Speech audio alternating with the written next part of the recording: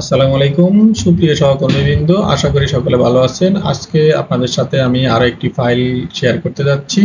তো এই ফাইলটা আমাদের অত্যন্ত পরিচিত ফাইল। এটা হচ্ছে আমাদের অনেক সময় শিক্ষার্থীদেরকে আমরা বিভিন্ন কারণে প্রত্যয়ন দিতে হয়।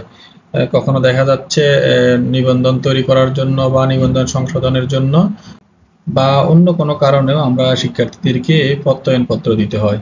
তো এই প্রত্যয়ন পত্রটা যদি আমরা ডাইনামিক পদ্ধতিতে তৈরি করি, অর্থাৎ খুবই স্বয়ংক্রিয় পদ্ধতিতে তৈরি করি, তাহলে সুন্দর হয়। তো সেই জন্য আমি এই ফাইলটা আপনার সাথে শেয়ার করতে যাচ্ছি। এই ফাইলটা আমার দুইটা ফাইলের সমন্বয়ে তৈরি করা, একটা হচ্ছে ওয়ার্ড ফাইল এবং আরেকটা হচ্ছে এক্সেল ফাইল। আমার এখানে দুইটা ফাইল আছে, এই দুইটা ফাইলের সমন্বয়ে কিন্তু আমার এই কাজটা এখানে হচ্ছে।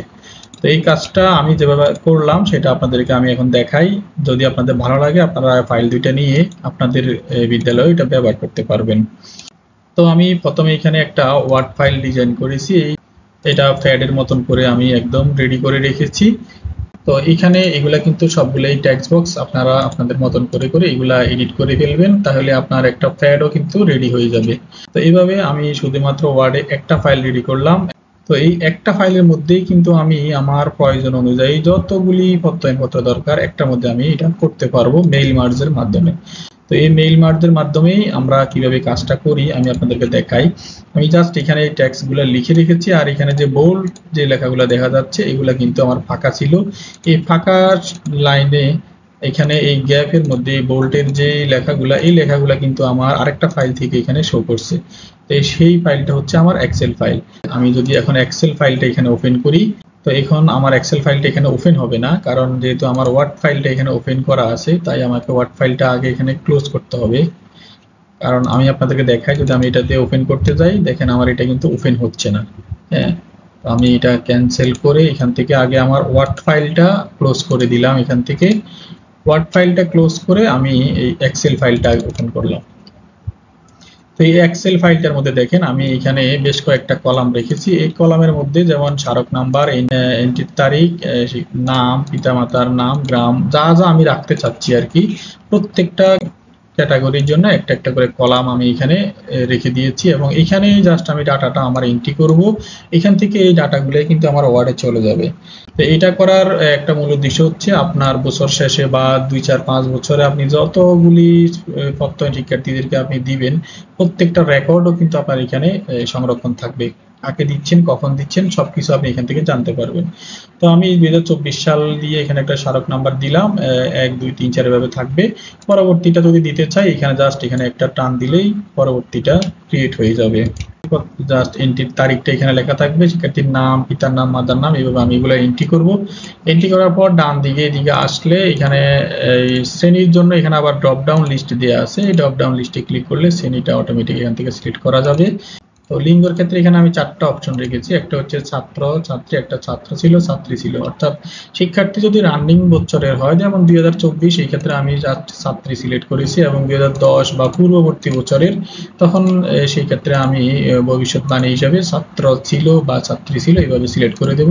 এবং জন্ম তারিখটা দিয়ে এইখানে আমি অনুরোধ করব কিসের জন্য আমি এই প্রত্যয়নটা তৈরি করতে চাচ্ছি।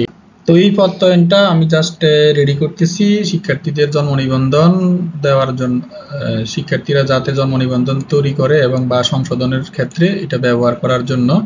তো যেটার জন্য অনুরোধ করব সেটা এখানে জাস্ট ড্রপ ডাউন থেকে সিলেক্ট করে দিলে হবে, প্রস্তুতির জন্য নাকি সংশোধনের জন্য, জাস্ট এখান থেকে সিলেক্ট করে দিলেই হবে।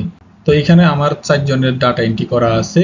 এখন যদি আমি আরেকটা ডাটা এখানে এন্ট্রি করে আপনাদের দেখাই, আমি জাস্ট এই ডাটাটাকে এখান থেকে কপি করলাম, বা আমি এই সিলেক্ট করলাম, সিলেক্ট করে নিচে টান দেব, দিলে আমার এই ডাটাটা এখানেও কিন্তু পেস্ট কপি হয়ে যাবে। তো সেম ডাটাটা কিন্তু আমার এখানে আসলো। আসার পর আমি এখান থেকে ধরুন আপাতত শুধুমাত্র নামটা আমি এখান থেকে চেঞ্জ করে দিচ্ছি। আমি জাস্ট আব্দুল করিম করে দিলাম, এতটুকু রাখলাম, রেখে আমি এই ডাটাটা এখান থেকে সেভ করলাম। সেভ করে আমি যখন এই যে ওয়ার্ড ফাইলটা এখান থেকে ওপেন করব, এই যে ইয়েস দেব। আপনাদের যদি এই পারমিশনটা চাইলে অবশ্যই ইউজ করে দিতে হবে। আর আপনারা ফার্স্ট টাইম ওপেন করার সময় আপনারা কি করবেন সেটা আমি দেখাবো আপনাদেরকে। তো দেখুন আমার এই ফাইলটা ওপেন হয়ে গেছে। এখানে এই ফাইলটা ওপেন হয়ে যাওয়ার পর আমরা উপর থেকে এই যে এখানে মেইলিংস আছে, এই যে মেইলিংসে আমরা আসবো। এখান থেকে আসার পর এখানে আর কোনো কাজ নাই, আমরা জাস্ট এই দিকে আসবো, এখানে প্রিভিউর সেকশনে। এখানে আসলে আমরা এখন 2 নাম্বার স্টুডেন্টের মধ্যে আছি, তাই এখানে 2 দেখাচ্ছে। আমরা এই সর্বশেষ যেটা এন্ট্রি করলাম, এই যে এখানে এন্ট্রি নেক্সটে ক্লিক করে করে এই যে সর্বশেষ 5-এ আমরা চলে আসলাম। এই যে আমরা 5 নম্বর শিক্ষার্থীর ডাটাটা এখান থেকে দেখতে পাচ্ছি। জাস্ট এক্সেলে যেই ডাটাগুলো এন্ট্রি করেছি সব ডাটাগুলো কিন্তু এখানে সুন্দরভাবে শো করবে। আর এই যে শেষ লাইনটা, উক্ত তথ্য অনুযায়ী তার জন্ম নিবন্ধন প্রস্তুত করার জন্য বিনীতভাবে অনুরোধ করা হলো, এইভাবে আমার লেখাটা আসবে। আর এখানে জাস্ট এইভাবে থাকবে। আপনি এবার এই লেখাটাকে, তো এখন আপনি চাইলে এখানে যতগুলা প্রত্যয়ন আছে সবগুলো একসাথেও আপনি প্রিন্ট করতে পারেন, বা এখন যেটা প্রয়োজন সেটাও আপনি প্রিন্ট করতে পারেন। তো এইখানে যেই সংখ্যাটা দেখাবে সেই সংখ্যাটা বা যে পেজটা এখানে দেখাবে শুধু এই পেজটা আপনি এখন প্রিন্ট করে ফেলতে পারবেন। আর সবগুলা পেজ প্রিন্ট করার জন্য আপনি এখানে ফিনিশ মার্জ এখানে আসলে আপনি এডিট ইন্ডিভিজুয়ালি ক্লিক করতে পারেন বা প্রিন্ট ডকুমেন্টে ক্লিক করতে পারেন। তো এডিট ইন্ডিভিজুয়ালি ক্লিক করলে আপনাকে কিন্তু আরেকটা পেজে নিয়ে যাবে, অর্থাৎ আরেকটা ওয়ার্ড ফাইলে আপনাকে নিয়ে যাবে। জাস্ট এখানে কারেন্টে ক্লিক করলে যেটা আছে এটা ওপেন হবে, আর যদি আপনি অলে ক্লিক করেন সেই ক্ষেত্রে আপনার এই দেখেন আমাকে আরেকটা ওয়ার্ড ফাইলে নিয়ে গেছে, এবং এখানে 5 জনের জন্য কিন্তু 5টা রেডি হয়ে গেছে। তো আমাদের যেহেতু এখন 5 জনের জন্য 5টার দরকার নাই, জাস্ট এখন একটা প্রিন্ট করলেই হয়। তো আমি এই ফাইলটা এখান থেকে ক্লোজ করে দিলাম। তো মূল ফাইল যেটা আমাদের এফিডেভিট যে ফাইলটা, এই ফাইলের মধ্যে আমি এসে যেহেতু সর্বশেষ যেটা এটা আমি প্রিন্ট করব, এটাতে সিলেক্ট রেখে আমরা এটাকে পিডিএফ করে নেব। কারণ পিডিএফ না করলে এখানে কিন্তু আমার এখানে দেখেন পেজের মধ্যে একটা কালার দেয়া আছে, এই কালারটা কিন্তু আপনি ওয়ার্ডে রাখা অবস্থায় প্রিন্ট করলে ব্যাকগ্রাউন্ড কালারটা কিন্তু আসবে না। এবং এখানে একটা লোগো কিন্তু দেয়া আছে, এই লোগোটা আপনারা সিলেক্ট করে জাস্ট ডিলিট করে দিবেন। আর আপনাদের বিদ্যালয়ের লোগো থাকলে সেটাকে আপনারা এখানে বসিয়ে দিবেন। এই লোগোটা কিন্তু জাস্ট এখানে বসানো আছে, আপনি এটাকে ডাবল ক্লিক করবেন, করে এই যে পিকচার ফরম্যাটে এখানে আসবেন। পিকচার ফরম্যাটে আসার পর এটার এই যে এখান থেকে ট্রান্সপারেন্সিটা, এই যে ট্রান্সপারেন্সিটা আপনি এখান থেকে, যেমন আমার ট্রান্সপারেন্সিটা একদম এই 95 এ রেখেছি, এই জন্য আমার এটা একদম পিছনে চলে গেছে। আর যদি আপনি হাই করে দেন তাহলে কিন্তু এটা এইভাবে বেশি আসবে। তো এখানে যেহেতু আমি এই ব্যাকগ্রাউন্ডে একটা ফেস কালার ব্যবহার করেছি, তাই এখানে ওয়াটারমার্ক হিসাবে এটাকে দেওয়া যায় না, তাই এটাকে আমি জাস্ট ট্রান্সপারেন্সি করে ইনফন্ট টেক্সট দিয়ে দিয়েছি। দেখেন আমি এখানে ক্লিক করলে এই যে সেন্ড ব্যাক, যেটা এখানে ক্লিক করলে আপনি দেখবেন যে এই সেন্ড বিহাইন্ড ট্যাক্স, এটা সেন্ড বিহাইন্ড ট্যাক্স অবস্থায় আছে, এই জন্য লোগোটা আমার ট্যাক্সের পিছনে চলে গেছে, তাই এখানে ঝামেলা করতেছে না। আপনারা জাস্ট এইখানে এইভাবে এটা ব্যবহার করতে পারবেন।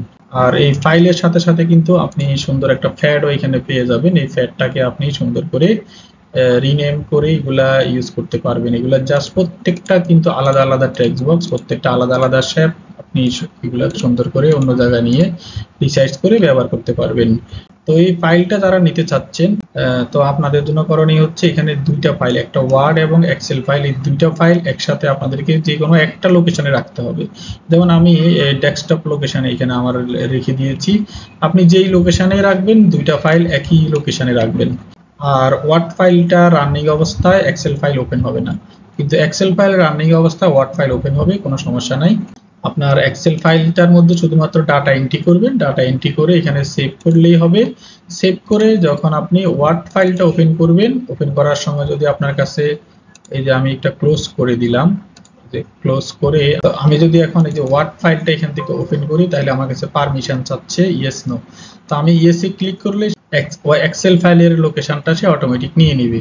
এই যে আমার এখানে দেখাচ্ছে এক্সেল শীট 1। আপনার যদি না দেখায় সেই ক্ষেত্রে আপনি কি করবেন, ইয়েসে ক্লিক করার পর আপনার কাছে লোকেশনটা চাইবে, আপনার এক্সেলের লোকেশনটা চাইবে, সেই লোকেশনটা আপনি সিলেক্ট করে দেখাই দিবেন যে আপনার এক্সেল, এখানে একটা ডায়লগ বক্স ওপেন হবে, সেই ডায়লগ বক্সে আপনি এক্সেল ফাইলের লোকেশনটা দেখিয়ে দিবেন, দিয়ে আপনি ইয়েস করলে এটা সুন্দরভাবে আপনি ব্যবহার করতে পারবেন। এরপরও আপনাদের কারো যদি সমস্যা হয়, মেইল মার্জ সম্পর্কিত আমার আরো একটি ভিডিও আমার চ্যানেল দেওয়া আছে, সেই ভিডিওটা আপনারা দেখে নিলে মেইল মার্জ সম্পর্কে আপনাদের আরো ক্লিয়ার ধারণা হবে। তো ভিডিওটা ভালো লাগলে লাইক কমেন্ট শেয়ার করে সবাইকে দেখার সুযোগ করে দিবেন। আর যারা ফাইলটা নিতে চাচ্ছেন তারা সম্পূর্ণ ভিডিওটা দেখে তার স্ক্রিনশট নিয়ে আমাকে হোয়াটসঅ্যাপে নক দিবেন, আমি এই সময় করে আপনাদেরকে ফাইল দুটো পাঠিয়ে দেব।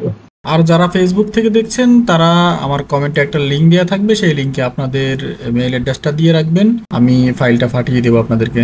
তো সবাইকে আবারও ধন্যবাদ। আসসালামু আলাইকুম।